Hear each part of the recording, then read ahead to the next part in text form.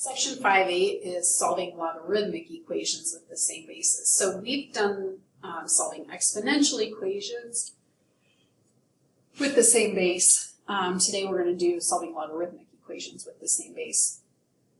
So the two things that we want to be able to accomplish by the end of this lesson is number one, solve logarithmic equations given the same base, and then check the solution by graphing and understand its meaning.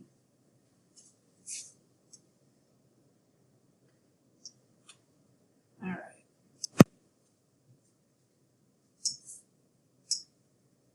So the first thing we have is Paul and Scott, and they are both solving log base 3 of x is equal to 9, and we want to know whether Paul or Scott is correct. So remember what a log is asking. It's basically saying 3 to the power of what is equal to x. And remember the other day we talked about how the exponent becomes the answer of a log. So in this case, the 9 is the exponent on the 3. Remember when we rewrite logs as exponential functions, we take the base of the log, that becomes the base of the exponent. And then these two just switch places. So whatever is over here is the exponent on the base, and then this becomes the answer to our exponential. So this is our answer to the exponential, this is the exponent of our exponential. And so whatever 3 to the 9th is, 19,683 would then be our answer. So again, we want to solve this one. What do you think is going to help us solve this log? We want to rewrite it as an exponential function, because what we're looking for is basically the answer when we take 4 to the power of 5 halves. So we're going to take 4 to the power of 5 halves is equal to n. So remember, the base of the log becomes the base of our exponent. And then these two just switch places. So this becomes the exponent, and this becomes the answer. Oops, not 4, n. So what we want to do now is we want to take this rational exponent and we want to rewrite it as a radical. So we're going to take 4 and put it under the radical sign. And then remember, the 2 becomes the index over here, so we're taking the square root of 4, and then we're going to take the 5 is our exponent. So we're basically taking the square root of 4 to the power of 5. So the square root of 4 is 2 to the 5th power is 32.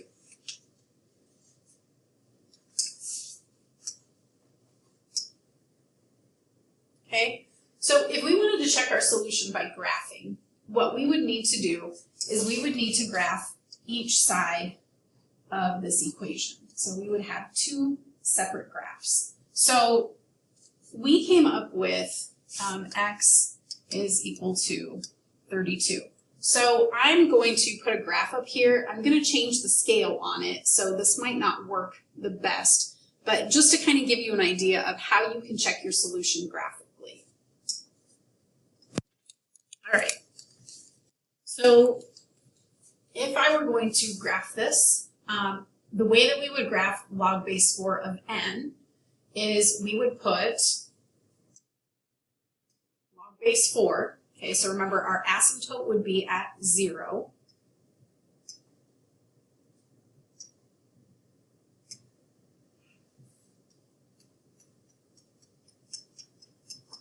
And the 2 points that every logarithmic function goes through would be 1, 0, and whatever the base is, and 1, so 4, 1. Okay, it would also go through some other points a little bit farther away, so I don't have any other points that I can put on here. But then our graph would look something like this. And then in order to check to see if we have the correct answer, what we would need to do is we would need to also graph the equation y equals 5 halves. So this right here is the graph of log base 4 of n. That's what we've graphed in orange. The other thing that we need to graph is the graph of y equals 5 halves. And that's just a straight line through the point on the y-axis 5 halves. So I'm just going to take a straight line and and I'm going to go up to 5 halves. 5 halves is 2 1/2. So we're going to go to 2 1/2, and we're just going to draw a straight line. Now, all right, so this is the same two graphs that we just had right here. So we're just going to look at Desmos really quick and just see what that's going to look like. So you can see that we have log base 4 of x, which is this graph here that we just graphed earlier. And then we have y equals 5 halves, which is this one here, halfway between 5 and 0. And so we're just going to kind of scroll across here until we see those graphs, those two lines cross, where they intersect. And you can see that the point where those two intersect, the x value is 32, which is what we came up with, and the y value is 2.5, which should make sense because we made it that way. Y is equal to 5 halves. So this is just an example of how you can check your graph, or check your solution by graphing. So again, we're going to try the same thing. We're going to solve it algebraically first, and then we're going to check the solution by graphing. So because I only have the one log here, I'm going to take this and I'm going to rewrite it so that it's in exponential form. So we have 9 to the power of 3 halves is equal to x. So remember that 3 halves, we're just going to take this and we're going to rewrite it as a radical. So the 9 is going to stay the base, the 2 becomes the index, and the 3 is the exponent. So we're taking the square root of 9, whoops, not 2, 3. We're taking the square root of 9, which is 3, and we are going to cube that to figure out what x is equal to. And so 27 is equal to x. So again, we're going to go back to Desmos and we're going to check this solution by graphing. So remember, on one side of our equation, that's one graph, and then the other side of the equation, this will be our other graph. So we're just going to pull up Desmos here really quick. We've got log base 9 of x. So we're going to change this one. This is log base 9 of x. And then we have 3 halves. Okay? And again, you can see that where those two intersect, the x value is 27, just like we found in our algebraic solution, and the y value is 1.5, just like we figured out. So the solution is just where these two graphs are going to cross. So the graph of log base x of 9 and the graph of y equals 3 halves. Okay, again, we want to solve log base 5 of p squared minus 2 is equal to log base 5 of p. So there's something different about this one. The difference between this equation and the previous one is that in this one we only had one log. In this one we have a log on both sides. But we're going to solve this one kind of the same way that we did the exponents. Okay, so when you have the base being the same, so we have a log base 5 here, and we have a log base 5 here. So if the bases are the same, then all we're doing is making these two pieces equal. Okay, so I need this to be equal to this. All right, so again, the base of our logarithms is the same, which means that we just need to get these two pieces equal to each other. So we're going to start off by doing p squared minus 2 is equal to p. Now, if you remember, this has a degree of 2, which means that this is a quadratic equation. And in order to solve a quadratic equation, we need to get this equation equal to 0. So we're going to take this p and we're going to move it to the other side. So we're going to subtract p from both sides. And I'm going to put this one in between the p squared and the negative 2. So we're going to end up with p squared minus p minus 2 is equal to 0. And then in order to solve this, we are going to factor. So because we have just a monic, we have a coefficient of 1 here. I know that this is going to be p and this is going to be p. I know that this is a 1 right here. So I'm looking for two numbers that will multiply to a negative 2, but when I add those same two numbers, I end up with negative 1. So I would be doing -2 and +1. And then to solve this, I just need to make sure that p minus 2 is equal to 0 and p plus 1 is equal to 0. So p would be equal to 2 and p would be equal to -1. So now what we're going to do is we're going to take this and we're going to check our solution by graphing.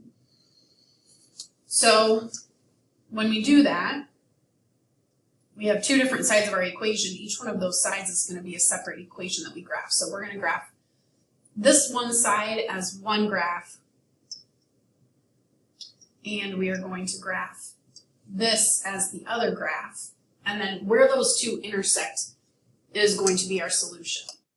So I have our two equations here.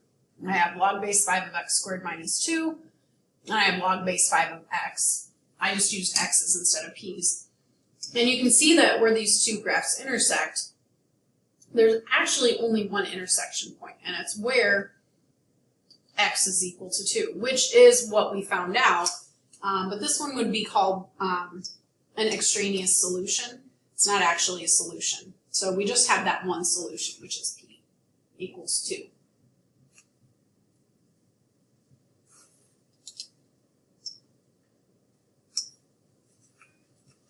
Okay, so again, we want to solve algebraically, and then we want to check the solution by graphing. Again, if we look at this side here, we have a log base 5, and on this side we have a log base 5. So all we're trying to do with this one is get these two pieces to be equal. So we just need to do 3x minus 1 is equal to 2x squared. And again, we're trying to get this because this is a quadratic. We want this to be equal to 0. So we're going to subtract 3x and we're going to add 1. So we would have 2x squared minus 3x plus 1 is equal to 0. And in order to factor this, I don't know if you remember this from last semester or not, but we put the first term in the top left-hand box, and we put the last term in the bottom right-hand box. And then all we're going to do is multiply these two together. So 2x squared times 1 is 2x squared. So what we are looking for is 2 along this side that are also going to multiply to 2x squared, but we need those to add to -3x. So the only factors of 2 are 1 and 2, so we would have a 1x and a 2x. And I need them to both be negative because I have a positive here, so I need two negatives multiplied together to give me a positive. So when we multiply these two together, we get positive 2x squared, but when we add them together, we get -3x. And so to get our factors, all we're going to do is start factoring out the GCF of everything. So if we look at these two right here, the GCF of 2x squared and -1x is x. So all we have to do now is think about what in these places do I need to multiply by. So we know that when we multiply this number times whatever is up here, we get this. So x times something is 2x squared. So I need a 2 and an x. And I know that whatever I have here times this should give me -1x. So this should be -1. And then same thing down here. Whatever I have here should multiply with the 2x to get -2x, so that should be a -1. And then these two should multiply to get this one right here. So -1 times -1 is +1. So the factors for this would be 2x minus 1 and x minus 1. And then we just have to solve. So we have 2x minus 1 is equal to 0 and x minus 1 is equal to 0. So x has to be either equal to 1 or this side we would add 1 to both sides and then divide by 2. So x would be equal to 1/2. So again, we're going to check this, and see if both of these are going to work. So we have x is equal to 1 and x is equal to 1/2. We want to know if both of those are solutions. And I have our graph right here, and we can see that these two graphs intersect at two distinct places. So we have this one right here, which the x value is 1, which is what we had. And we have this intersection point right here, which is 0.5, which is the other one that we had. So I want to look now at why these two both work, whereas for this last one, this p equals -1 did not work. So we're going to look at this algebraically again. If I have x equals 1 and I substitute that into these, I would have 3 times 1 is 3, 3 minus 1 is 2. So we would have log base 5 of 2. And on this side, same thing, we would have x squared is 1, so 2 times 1 is 2. So we would have log base 5 of 2. Now, I want you to notice these numbers here are both positive numbers, which is very important. For this one, okay, again, 3 times 1/2 is 1.5. 1.5 minus 1 is 1/2, so you would have log base 5 of 1/2. And over here we would have the same thing. So we would have 1/2 squared, which is 1/4. 1/4 times 2 is 1/2. So this would be log base 5 of 1/2. And again, the numbers here are the same, but the important part is that they are positive. Because remember, we're asking 5 to the power of what is equal to a positive 1/2? 5 to what power is equal to a positive 2? On the previous one, if we were to substitute 2 and -1 into each of these sides, 2 would not be a problem, because when we substitute 2 in, we would have 2 squared, which is 4. 4 minus 2 is 2, so we would have log base 5 of 2 is equal to, and then same thing over here, if we plug 2 in, we get log base 5 of 2. However, when we substitute -1 in, we would have 1 squared is 1. 1 minus 2 is -1. So now we have log base 5 of -1 is equal to log base 5 of -1. So if we take a positive number to any power, there's no way that we can ever get a negative answer. And so if this number here ever is -1, then that solution is not going to work. So that is why this one is called an extraneous solution. It looks like it's a solution, but when you graph it, it's not actually a point of intersection. So we always need to check for those extraneous solutions. We always need to make sure that when we graph, we have both of those two intersection points.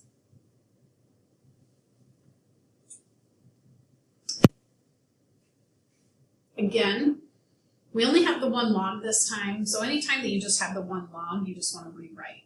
So remember, you start with the base, you go towards the equal sign, around the exponent, and end at the answer. So this would just be 10 to the power of 1 is equal to x squared plus 1. Well, 10 to the power of 1 is just 10. And so, again, because it's quadratic, we want to get everything on one side. So we're going to, subtract 10, and we get x squared minus 9 is equal to 0. So we need to think of what two numbers multiply to 9 but also add to 0. So that would be x plus 3 and x minus 3. So our two solutions would be x equals -3 and x equals positive 3. So really quick, I just want to plug these in just to make sure that these don't give me a negative here, because that will tell me whether or not I should have 2 intersection points or 1 intersection point. So -3 squared is 9, 9 plus 1 is 10. 10, 10, those would cancel out, you would get 1. Same thing here, 3 squared is 9, 9 plus 1 is 10, so these cancel out, we would get 1. So when we look at our graph, you can see that we do in fact have two intersection points, one where the x value is 3 and one where the x value is negative 3.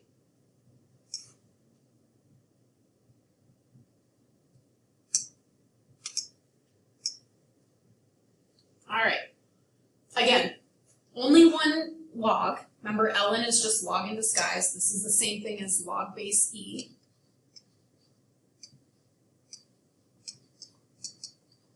So we're just going to rewrite because we've only got the one. So we've got e to the power of 4 is equal to 5x. And then we would just divide both sides by 5.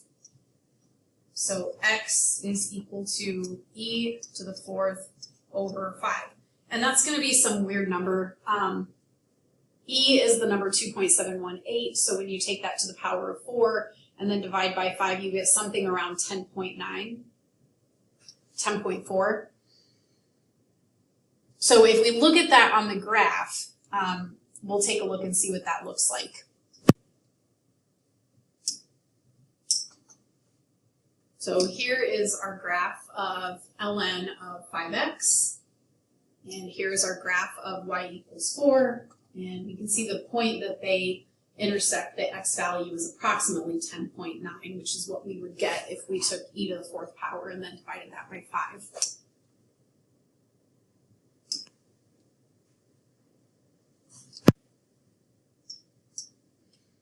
Again, only the one ln, which again we can rewrite as log base e of x minus 7 is equal to 2. So because we just have the one log, we're going to rewrite. So e squared is equal to x minus 7. So e squared plus 7 is going to be equal to x. E squared is approximately 7.4. So 7.4 plus 7 is about 14.4.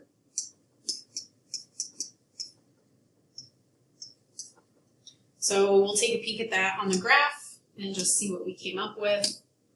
And again, you can see that intersection point is about 4.4 or 14.4, which is about what we got for our computation.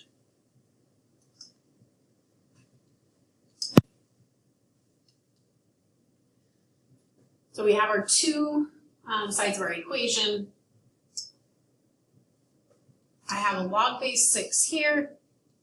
I have a log base 6 here. So all I'm trying to do with this one is get this equal to this. So when we rewrite this, we have 2x minus 3 is equal to x plus 2.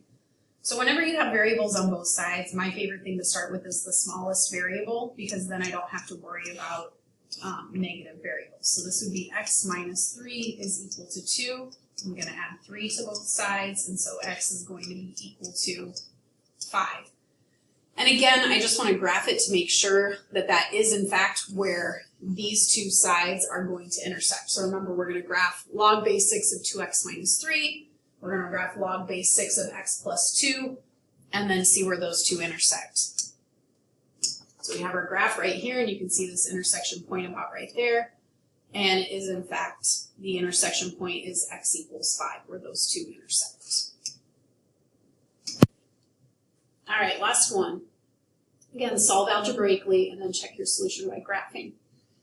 So we have the ln on both sides, which just means we are only trying to get this equal to this. So we have a squared minus 6 is equal to a.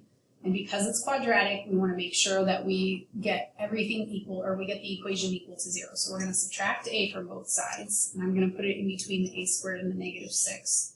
So we have a squared minus a minus 6 is equal to 0. And to solve this, we want to factor it. So we're looking for two numbers that multiply to give us negative 6, that also add to give us positive 1. So we have negative 3 and positive 2. So our solutions should be a is equal to positive 3 and a is equal to negative 2. So again, I want to look at this one. Anytime that I have a negative, I have to be really careful.